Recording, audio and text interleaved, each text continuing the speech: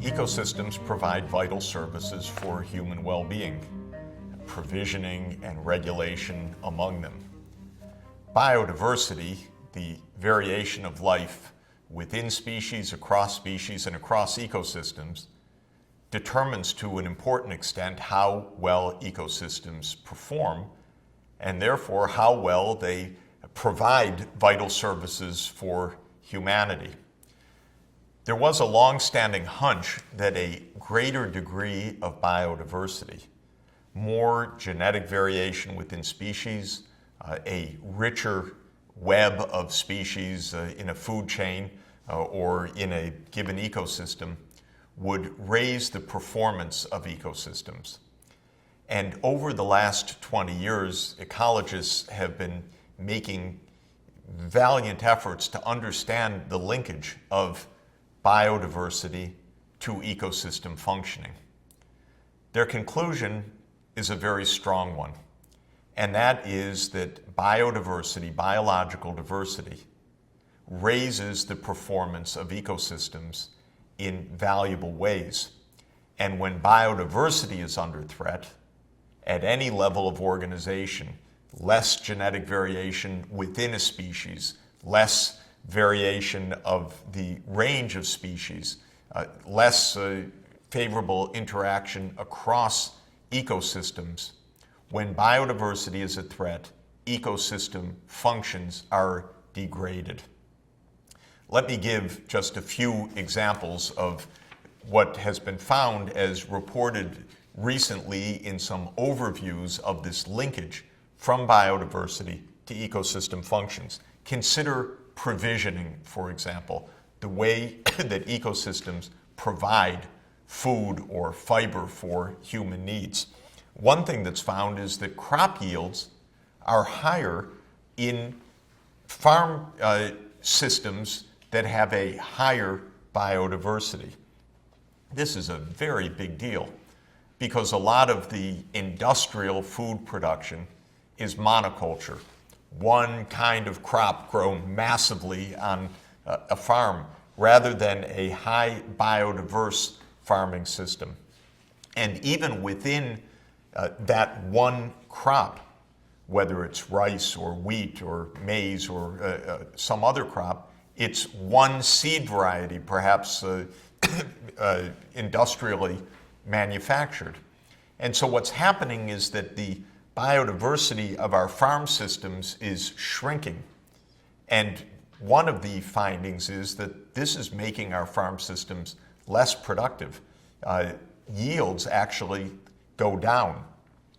And maybe farmers don't know this individually, or they haven't had the experience, or they become part of an industrial food chain that has discouraged a highly biodiverse farm system. But the results are farms in threat. And farms that are monoculture are also far more vulnerable to the invasion of pests and pathogens. One of the things that biodiversity does is protect an ecosystem from an invasion in invasive species like a weed variety, or in invasion of a pest that attacks a certain kind of plant. If there are multiple kinds of plants in the ecosystem, maybe there's some loss, but the parasite or the pest is controlled. But if there's one monoculture, it can tear through the entire area without limit, essentially. So the resistance to invasion, to parasites, to pests, is also reduced. Another finding, quite similar, is in marine ecosystems. If there is a reduction of biodiversity of the fish species, and that's happening all over the world as fishermen clear a particular fisheries area of the most favored species, or particular easy to catch species, or the fewer numbers at the higher trophic levels of the ecosystem, meaning the kinds of fish that eat other fish, that are piscivorous, that are fish eating fish and higher up on the food chain. In other words, the phenomenon has now been verified by ecologists across many different kinds of ecosystems and many different kinds of reductions of biodiversity. Also, when it comes to implications for climate regulation, reducing ecosystem performance by a loss of biodiversity also can reduce storage of carbon in cycles or in plant life, and therefore essentially releasing carbon dioxide into the atmosphere because there's less biological sequestration of the carbon within the ecosystem. So the regulatory functions of ecosystems in climate as well are degraded when biodiversity is lost.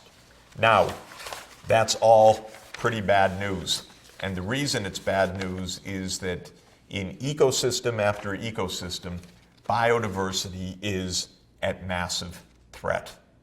It's already being reduced, degraded, hugely threatened. Why?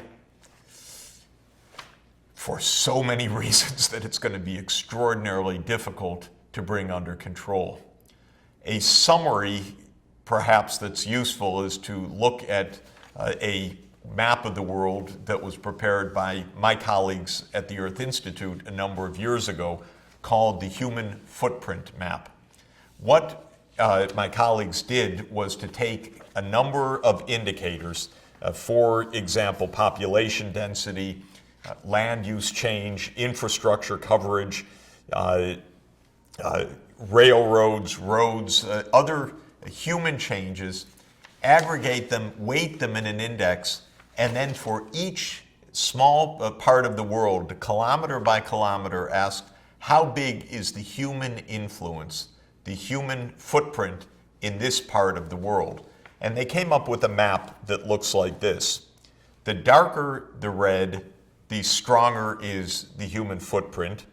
If an area is all green, that's a part of the world very little touched by human influence. Well, what you see in this map is the sweep of humanity. Humanity is basically everywhere where it's habitable. And so you look at the United States, there's no dark green area essentially in the continental United States. The eastern half of the US is much darker red than the western half because it's much more densely settled, in part because it is more humid, there's more food production, and the western part of the United States by and large is arid and more mountainous with much less population density. But even there, the human activity, land use change, pasture land, farmland, urban settlements, roads, rail are pervasive. So where are the dark green areas? Well, in Africa, the desert, the Sahara Desert. Yes, very, very low human impact, but very, very few people living in the Sahara. Or the boreal regions of the Eurasian landmass, up in the tundra, where there are still forests and very little population because it's frozen much of the year or year-round, and there's not agriculture in these very high latitudes. And so there's relatively low human impact. But look at India, look at China, other than the Tibetan Plateau at 20,000 feet or more above sea level. Look at South America, aside from still parts of the Amazon rainforest. What you see is the pervasive human footprint. Humanity is everywhere. And just like the underlying index that is the basis of this map, humanity is everywhere in many, many different ways. It's there in infrastructure, it's in farming, it's in changes to basic chemical cycling, as we've talked about so much in water use, or nitrogen cycling or phosphorus cycling as a result of agricultural activities. Now, a related idea was led by a great ecologist, Peter Vitousek, now more than 15 years ago, when he and his colleagues asked the question about human domination of the ecosystems. How much are we taking in that provisioning? We need food, we need pasture land, we need areas to put our asphalt down for our cities and our roads and our parking lots. How much of the global ecosystems is humanity appropriating? What is the human domination? Their conceptual framework for that is shown here in this complicated flowchart. They start at the top with human population, both its size and the resource use. Then the human enterprise, as they called it, what humanity does in agriculture, in industry, in recreation, in international trade. Then they talked about the several ways that human activity appropriates or dominates ecosystems. Land transformation, for example, farming or land clearing for pasture land and for use of forests. Could be the change of the cycling of key nutrients and chemicals in the ecosystem, as we've talked about, like nitrogen, or the water cycle or the carbon cycle with its enormous effects on climate, or changes directly in the biosphere as we harvest crops, as we hunt species, as we fish for fish, or as we rearrange the biogeography of species by saying, why don't we take that species from Australia and put it here, without having a deep understanding of what happens when one species invades another ecosystem where its predator or control mechanisms might not apply.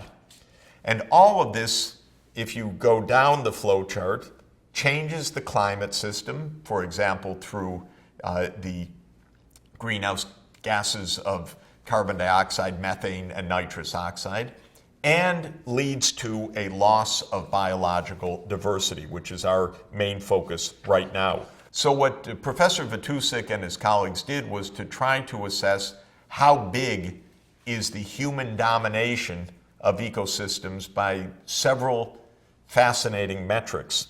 How much land has humanity transformed? How much have we changed the carbon cycle? What have we done to water use, and so forth?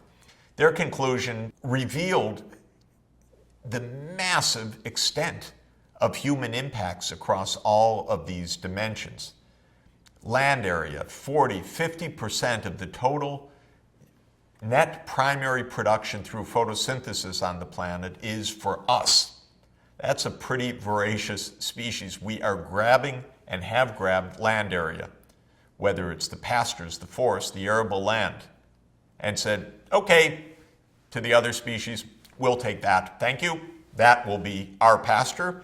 That will be our farmland. And the extent of the human reach on land transformation is perhaps half of the total net primary productivity on the planet. CO2, we know we've changed the carbon cycle fundamentally and already raised the level of carbon dioxide in the atmosphere from 280 parts per million pre-industrial revolution to 400 parts per million and rising now. Water use, tens of thousands of dams put on the world's rivers, massive taking of groundwater for irrigation especially, harvesting the flow that comes from glacier melt, and that very dangerously for us is going to come to an end as those glaciers retreat and then finally disappear under the force of global warming. Water use in crisis in many, many parts of the world because we have appropriated so much of the available fresh water cycling. Nitrogen, we know we have come to dominate the nitrogen cycle, turning N2 in the atmosphere into so-called reactive nitrogen like ammonia or nitrates and nitrites that can be taken up by living organisms is both a natural process, as we've discussed, but also an industrial process, the Haber-Bosch process, that famous process that enabled humanity to grow so much more food that it made it possible for the population of the planet to rise from not quite 2 billion people at the start of the 20th century to 6 billion people by the end, and now 7.2 billion people. We have threatened species so much that we realize that we need to classify and measure the species that are endangered. We need to understand the extent of these dangers. And the International Union for the Conservation of Nature, the IUCN, is the global scorekeeper of endangered species. It's extremely important to understand what they're measuring and how they're measuring it. And that is shown first on this diagram, which helps us to understand the classification system used by the IUCN. Now, the first thing to say is that there are an unknown number of total species on the planet, and theories vary roughly between 10 million species of all kinds, plants, animals, and microbial life, to possibly up to 100 million species. We've not classified large proportions of those species. So IUCN still is in a process of classification, as is the world scientific community. Of those that are classified, then there are categorizations of species that are not threatened by human activity. They're so in so many places and in such large numbers that humanity does not pose threats, to those that have already been driven to extinction. And you can see here the classification that are of the various gradations of threat. Species that are extinct because of human activity, species that are extinct in the wild but perhaps still live in small numbers in captivity, critically endangered species, vulnerable species, near threatened species, and those of least concern. So the IUCN keeps its so-called red list, which gives the numbers of species in these very threatened categories. And you're looking at the tables for critically endangered, and vulnerable species. And when one looks at the numbers, it's, of course, very, very frightening, because even in a very short period of time, the numbers classified as critically endangered, for example, are soaring. Partly this is through new classifications and adding species that had not been classified before, but it's also very much that human activity is driving species to the state of being critically endangered and to extinction. The IUCN Red List is invaluable, and of course it is profoundly troubling. We know that major classifications of animals and plants are being pushed to the extreme, the critical danger levels, and some to extinction. And just to mention a few that are most dramatic, amphibious species the world over are declining hugely in numbers. And this is taking place across the range of amphibians, and it's taking place all over the world. Recent studies for the United States have shown an enormous drop-off. And one of the frightening things for the loss of amphibians in the United States is those that had the highest proportionate drop-off in frequency of sightings are the ones that were classified by IUCN as the most endangered. And so the declines of amphibious species are not taking place in the most abundant and safest, but in the most endangered. Another major collapse of species are pollinator species, which are so vital for our plants and our fruits and our food provisioning. The honeybee in the United States has been experiencing a dramatic, troubling, and still poorly understood decline in numbers, and in some cases a collapse of bee colonies that has come to be called the colony collapse disorder. And it is so striking with the fall of numbers, but even more striking perhaps that we don't quite understand why, where, what's happening to this radical die-off of bees across the United States. There are many potential culprits. Could be a parasite, a parasitic mite has been implicated, but then again, multiple viruses have been implicated, bacterial diseases, a drop of nutrition of the honeybees coming from changes of landscape and crop varieties, and many scientists think that it's the increased use of pesticides that is a major cause of this. Another absolutely shocking and dramatic and troubling loss of species abundance and threat of extinction are the great apes, our closest relatives on Earth, where humanity shares the genetic code and the evolutionary history just as close as can be. 95% or more of the genetic code shared with the great apes, with the gorillas, chimpanzees, orangutans, bonobos, and the dramatic decline of numbers of these great apes and of their habitat in the last 25 years is absolutely shocking. I had the occasion recently to visit one group of eastern mountain gorillas in Rwanda, in Volcano National Park, which is doing a valiant effort to preserve the habitat of the mountain gorillas.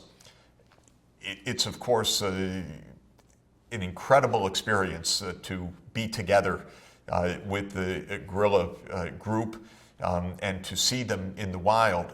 And it was absolutely rather shocking to see how fragile is the remaining habitat for these endangered gorilla groups, because the farmland, under tremendous population pressure, is pushing right up against the cloud forests, the bamboo forests that are the habitat of the mountain gorillas. There is a stone wall which separates the farmland from the bamboo forest. One doesn't go far inside the bamboo forest to meet with the groups of the gorillas. You see how close humanity and the gorillas are living together. And by the way, that means that humanity can pass pathogens, diseases, human diseases to gorillas. We share so much of our biology, of our genetics, of our immune systems, that the diseases easily flow in both directions, and disease itself can be transmitted to these gorilla groups.